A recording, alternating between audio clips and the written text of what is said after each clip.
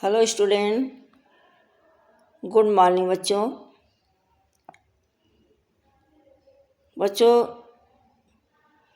आज हम लोग एनुअल एग्ज़ाम का जो सिलेबस है वाक्य विचार, उस पाठ को आज हम लोग देखेंगे कि वाक्य विचार क्या है। सबसे पहले हम देखेंगे कि वाक्य किसे कहते हैं। इसको जानने से पहले तुम्हें याद है, हम लोग पिछले पाठ में शब्द की क्या है, शब्द के बारे में हम लोगों ने देखा। शब्द किसे कहते हैं? वर्णों के समूह को शब्द कहा जाता है। उसी को हम लोग आगे बढ़ते हुए वाक्य के बारे में देखेंगे कि वाक्य क्या है। इसका साधारण सा वाक्य है कि शब्दों के समूह को हम वाक्य कहते हैं। अब हम लोग इसकी परिभाषा देखेंगे कि वास्तव में हमारे व्याकरण विद्वानों ने वाक्य किसे माना है। ठीक है बच्चों, तो हम लोग आगे देखते हैं कि वाक्य क्या है। बहुत ध्यान से वीडियो देखना और सुनना भी। वाक्य किसे कहते हैं इसके बारे में हम लोग देखेंगे।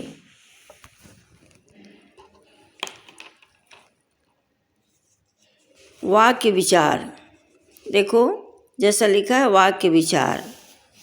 अब हम लोग देखते हैं वाक्य की रचना शब्दों के व्यवस्थित समूह से होती है। जैसा अभी मैंने बताया कि शब्दों का व्यवस्थित समूह ही वाक्य कहलाता है। तो वाक्य की रचना कैसे होती है? शब्दों के व्यवस्थित समूह से होती है और वाक्यों के व्यवस्थित होने से भाषा बनती है। वाक्य भाषा के प्राण कहलाते हैं। समझ में आया? यहाँ देखो लिखा है वाक्य भाषा के प्राण कहलाते हैं, यानी वाक्य से ही भाषा बनती है। इनके द्वारा ही, अर्थात वाक्य के द्वारा ही भाव एवं विचारों की अभिव्यक्ति होती है, प्रकट किया जाता है अपने भाव विचारों। वाक्यों के द्वारा ही हम अपने भावों और विचारों को प्रकट करते हैं। अतः कहा जा सकता है, हमारे विद्वानों ने बताया है कि शब्दों का सार्थक एवं व्यवस्थित समूह जो भाव या विचार को पूर्णतया व्यक्त कर सके वह वाक्य कहलाता है।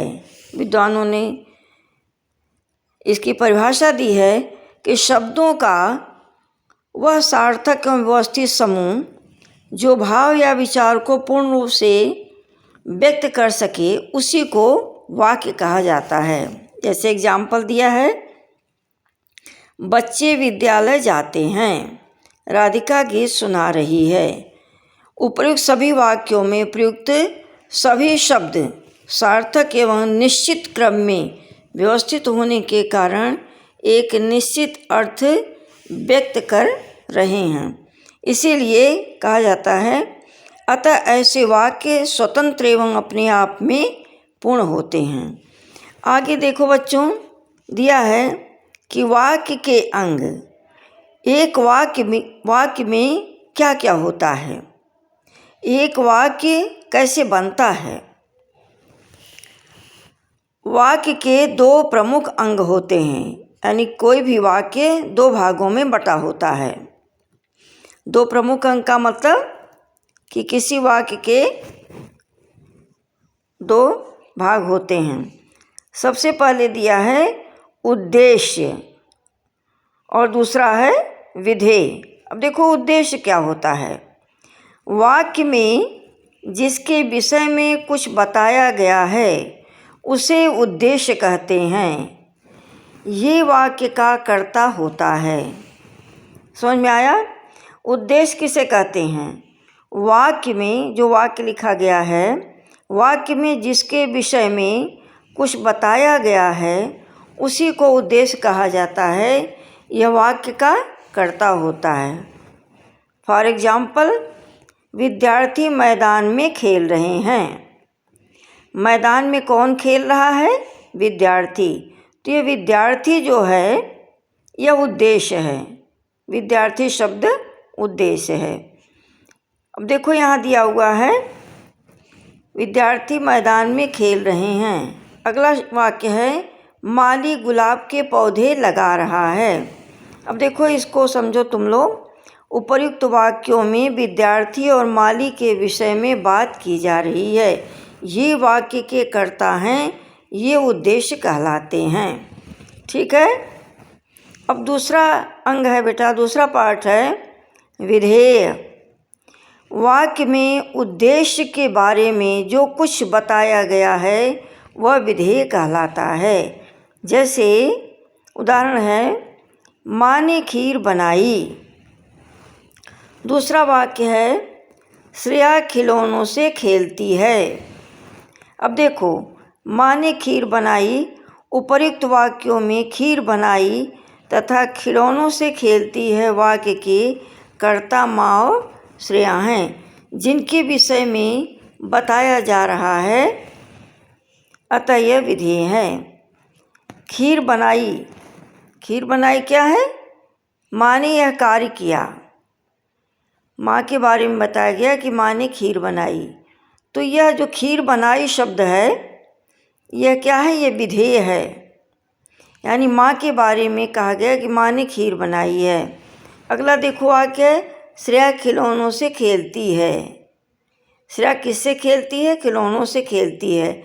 श्रेया क्या काम कर रही? खेलती है। तो खेलती है शब्द जो है यह विधेय है। श्रेया के बारे में बताया जा रहा है। तो ये तुमने आज देखा बेटा कि वाक्य किसे कहते हैं?